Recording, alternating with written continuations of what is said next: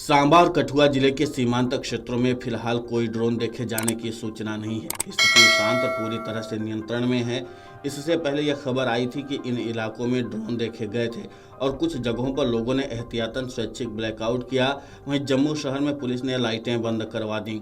सांबा और कठुआ जिले के सीमावर्ती क्षेत्रों में रात 9:15 पर एक के बाद एक ड्रोन देखे जाने की बात सामने आई। इससे लोगों में एक बार फिर दहशत हो गई। हालांकि एयर डिफेंस सिस्टम के एक्टिव होने के बाद ड्रोन गतिविधियां नहीं देखी गईं। सांबा के मावा पंचायत के कैंक गांव के निकट ड्रोन से बम जैसी चीज गिरने से सनी सिंह की पत्नी सोनिया चाडक दहशत से बेहोश हो गईं। उन्हें जिला अस्पताल ले जाया गया, जहां उपचार के बाद उन्हें छुट्टी दे दी गई। बेंगलुरु में भी एक महिला दहशत से बेहोश हो गई, उनका उपचार चल रहा है।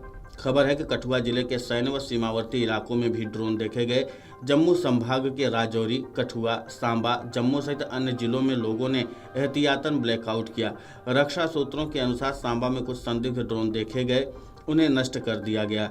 चिंता की कोई बात नहीं है। रामगढ़ में भी ड्रोन देखे जाने की बात सामने आई है।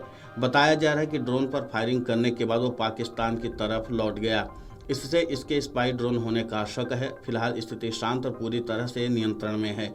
प्रधानमंत्री नरेंद्र मोदी ने भारतीय सेना के ऑपरेशन सिंदूर के बाद देश को पहली बार संबोधित किया। उन्होंने कहा कि पाकिस्तानी फौज, पाकिस्तान की सरकार जिस तरह से आतंकवाद को खाद पानी दे रहे हैं, वो एक दिन पाकिस्तान को ही समाप्त कर देगा। उन्होंने कहा कि सर्जिकल स्ट्राइक और एयर स्ट्राइक के बाद अब ऑपरेशन सिंदूर आतंक के खिलाफ भारत की नीति है।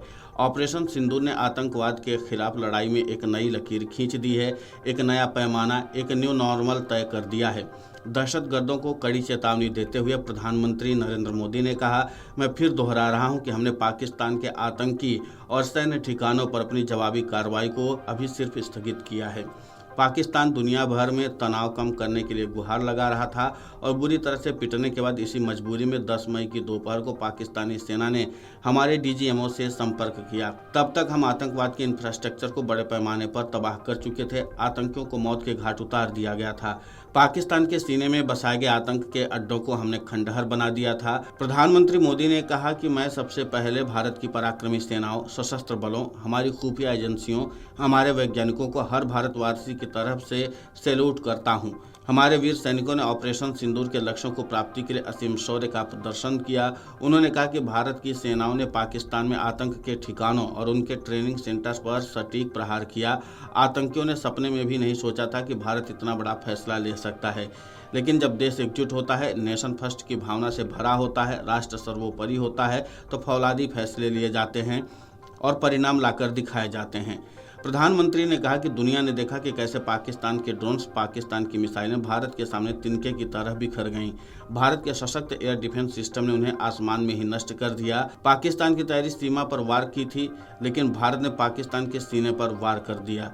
पीएम मोदी ने कहा कि भारत के ड्रोन्स, भारत की मिसाइलों ने सटीकता से हमला किया, पाकिस्तानी वायुसेना के एयरबेस को नुकसान पहुंचाया, जिन पर पाकिस्तान को बहुत घमंड था। भारत ने पहले ही 3 दिन में पाकिस्तान को इतना तबाह कर दिया जिसका अंदाजा उससे भी नहीं था। इसीलिए भारत की आक्रामक कार्रवाई के बाद पाकिस्तान बचने का रास्ता खोजने लगा। कुल मिलाकर प्रधानमंत्री नरेंद्र मोदी ने साफ तौर पर यह बता दिया है कि अब पाकिस्तान के खिलाफ कोई भी कड़ा फैसला लेने में वो जरा भी गुरेज नहीं करेंगे और इसीलिए प्रधानमंत्री नरेंद्र मोदी ने अपने संबोधन में ही पाकिस्तान को कई कड़े संदेश दिए हैं।